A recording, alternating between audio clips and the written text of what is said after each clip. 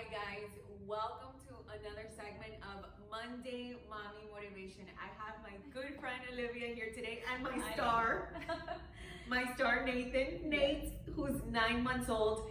We're gonna be discussing something that actually a lot of women have gone through, and she's gonna talk to us about miscarriages. That's it, yeah. Thank you so much, Lizzie, for having me on. I'm super excited and I'm really thrilled to have the opportunity to talk to you guys about something that many women are afraid to talk about. You know, when you're pregnant, you talk about all the happy things, the great things throughout pregnancy, and sometimes, you know, we struggle through the journey to get there. It's not always a happy journey, it's not always one that is easy, but it's one that is worth it. And so, because this conversation is something that women don't often have, when it happened to me, I struggled a lot with thinking, well, there's something wrong with me, because it wasn't a topic that I heard about. It wasn't for me, it wasn't common because no one ever talked about it.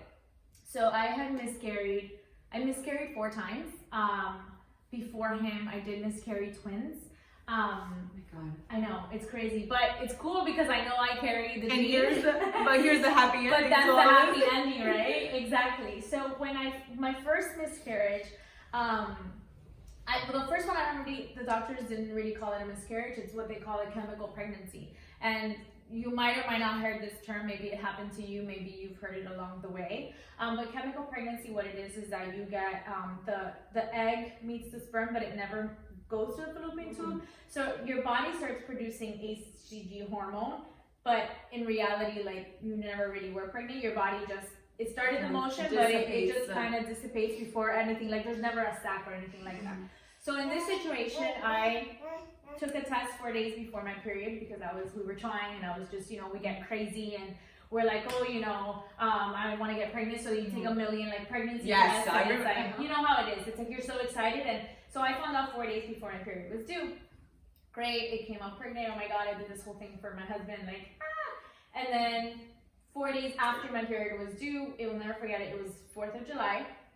4th of July, I found out I was pregnant, and so a few days after that, I started spotting.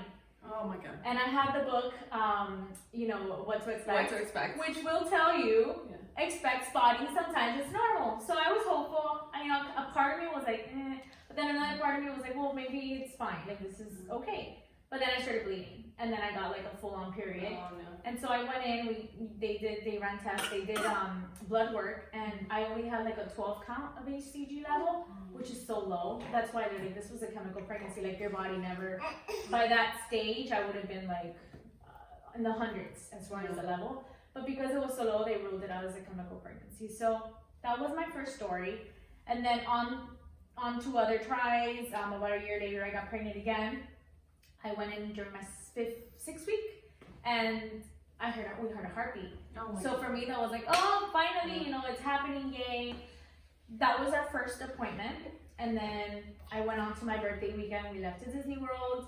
I didn't ride any rides. Everybody was drinking champagne. I had nothing. I had water. Being extra careful. I was being super careful. I was oh, everything's fine. So by the time that we came back, they had set me up for a second appointment. I believe it was around 10 weeks. By that point, I had already announced it on Facebook. I had told my family, everyone. I did onesies for my dad that said fishing buddy, because my dad loves fishing. For my mom and my mother-in-law, for my mom and my mother-in-law, we did mugs that said grandma, oh, okay. Yeah. So we did all the announcements and everything, and then, I'll never forget that day when the doctor goes and she's doing the sonogram, and she's and I see it on her face. I was what is it? What is it? I see her looking for something, and I don't hear anything. I don't see anything. And then she's I'm sorry, I can't. I see the sac, but there's nothing there. And I was what do you mean there's nothing there? We heard a heartbeat. She goes, let me send you to the other center, the one with the sonograms, more detailed. And sure enough, the fetus had dissipated. There was no heartbeat. It was the size of a 4-week fetus, whereas last time. So that, and you had already announced it to everyone. You had told everyone. And to me, what a heartbreak. It was a heartbreak and a shock. At that moment, I thought to myself, one, I regretted saying it, because I thought to myself, oh my God, not only do I have to deal now with this internally, but now I have to continuously say it to my family.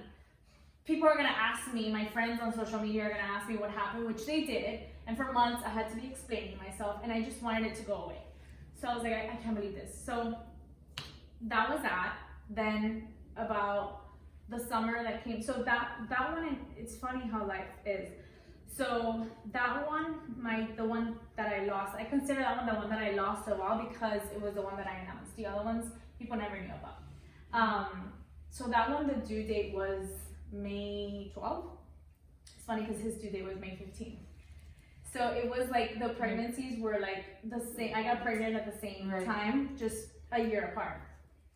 So before Nathan, I was pregnant with twins. I have twin aunts.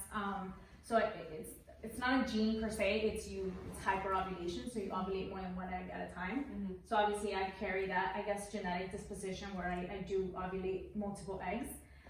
So I have a chance of multiples, like twins, triplets, whatever. So I was pregnant with twins before him. About 2 months before I found that I was pregnant with him. So to me, it wasn't a problem getting pregnant. It was keeping the baby. Yeah, like I would, and so almost like maybe your body was like rejecting the pregnancy. So it's chromosomal abnormalities is what it is. And as I started reading up on miscarriages, I realized they're so common. Because what happened to me at that point is I thought there was something wrong with me. Stop right there. Yeah. I love the fact that you said that they're very common. Yes, they are. And this is something that unless I had read up on it, I would have never known.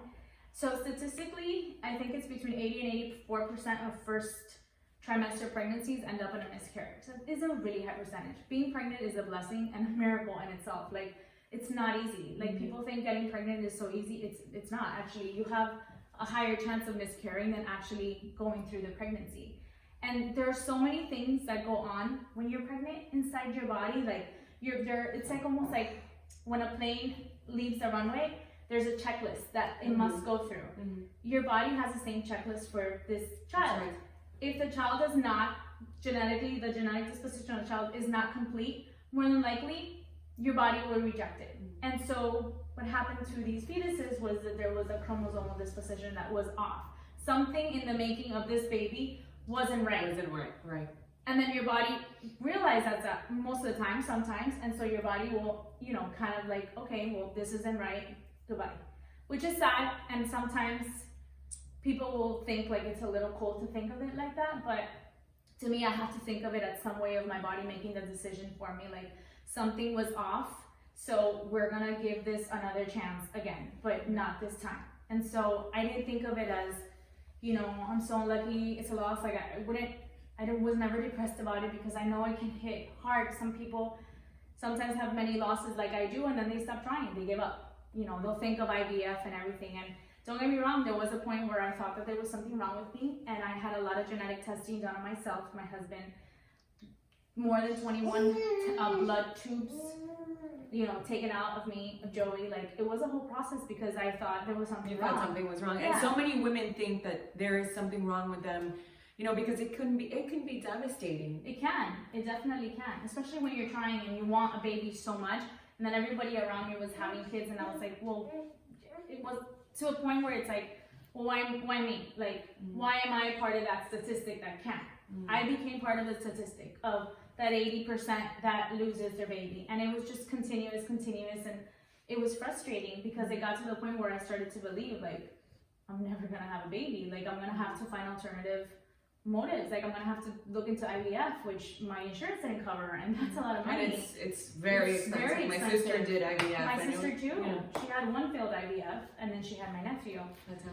Yeah, so it's a lot of stress. And I thought to myself, well, at the time, I had Nathan. I got pregnant with Nathan when I was 30. I was 30, going on 31. So I thought, well, I'm young. Like, why? It's not like I'm like 40 having time to try a child, like trying to have a child where it's like high risk and everything.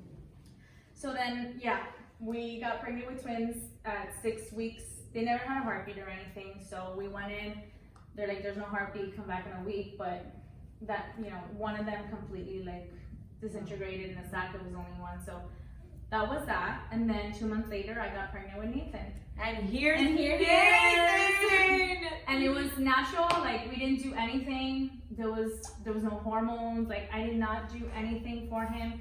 I just prayed a lot for a baby, and you know, we tried. And for him though, I was very careful. I didn't announce anything till I was 15 weeks pregnant. Till you felt comfortable. Till I felt comfortable. Yeah. I thought I was announcing it after the anatomy scan at 12 weeks. And then I thought to myself, no, let me wait for the results. Mm-hmm. And then I got the results, and then it was close to, it was the holidays. So Thanksgiving was the next holiday coming up. So I told my husband, I was like, let's do this on Thanksgiving. Oh my God, what a gift. So we did, and everybody was like overjoyed. Half the people knew because you could tell I was pregnant. Like I was showing, I was almost 20 weeks. Like, didn't you tell me that your dad was offended? Yes, my dad was so offended, you don't understand. So my dad didn't even, my dad found out, so Thanksgiving, oh look, he's waving. My dad found out on Black Friday. So we had told everyone we were having a holiday barbecue the Saturday following Black Friday, which was really the gender reveal. Oh my gosh. People didn't find out till 2 days before, and then there was a gender reveal 2 days later. But we had already planned for this barbecue. Mm-hmm. Obviously, my sister-in-law knew, so we had told them because it was going to be in her house. So we said, you know, obviously we're pregnant, this and that. Like we told them a little bit before. We told the moms on my mom's birthday on the 20th. Mm-hmm. Because they would be super insulted if they found out at the same time everybody else did. Because right, moms have a special way of being very sensitive. Yep. So we told them before, and then on Thanksgiving we announced it to the family. On Black Friday we went over to my dad's house, and we announced it to him. He had his Christmas tree up, like with a sonogram on the tree by the ornaments. He went crazy. He was also very insulted. He's like, I knew you were pregnant because I could tell, and you kept lying to my face. And he's like, you know, I could tell, and I was insulted because it's like you were laughing at me. I would ask you, he would literally tell me, like, ¿Estás segura que tú no tienes nada que decirme? Like, are you sure you have nothing to tell me? And I was like, yeah, Dad, like, what are you talking about? And he was like, okay. Like, exactly. So he was like, whatever. But he was so excited. And then I had the gender reveal on Saturday, and I always wanted a son. I mean, at that point, I don't care. Like, I wanted a healthy baby. That's what was important to me. But I really, really wanted a boy. Like, I had been saying it, and what a blessing. He was, I mean, we have, well, I had mentioned to you, we have he's the 6th grandchild from my mother-in-law's side. The second boy, the oldest one is 12. So he's the baby, and a baby boy. So everyone's going crazy. And I kind of wanted a boy because there were so many girls. Yeah. I don't care if I have a girl next. Like, I have my boy already. So I'm happy, you know. But yeah, he's amazing. He's wonderful, and I always say he was worth the wait, the fights, the tears, everything. And I was just. Let me ask you, now that you're saying this, what advice do you think you would give to women out there that have struggled with having a child, that have had miscarriages? What do you think you would tell them? Honestly, what advice? If this is something that you are struggling with and something that's happening to you right now, I would tell you to be at peace with yourself. Don't blame yourself. Be kind to your body. It's not that there's something wrong with you. Maybe there is something wrong. You had some testing done. There's, you know, it's going to be a little harder for you to get pregnant, but it's not impossible. There are so many ways that you can. Just keep trying. Don't stress about it because, believe it or not, stress affects the process. And, you know, I would just tell you to keep trying, keep having fun, and, you know, while trying. But most importantly, don't blame yourself for it because it's not you. It's normal. It happens to all of us. It's more common than not. So don't feel overwhelmed at the situation. If you want to take tests and do that to be at peace of mind that everything is okay, then do that. I did, and I knew at the end that there was nothing. It was beyond my control. I just had to keep at it, and one day I'll be blessed with a child, and well, here he is. So yeah, that's, you know, just be at peace with yourself and be kind to yourself. That's my advice, because it will happen. Guys, I want to thank you for tuning in, and I thank you for sharing this with us, because it's not easy to talk about these things. It's not easy to talk about miscarriages. I love the fact that you said that it's more common than we think. And that's really why we talk, and this is why I love this segment, because it's an opportunity for us to just have real conversations, and I'm so grateful for your time. Thank you. Thank you. Bye.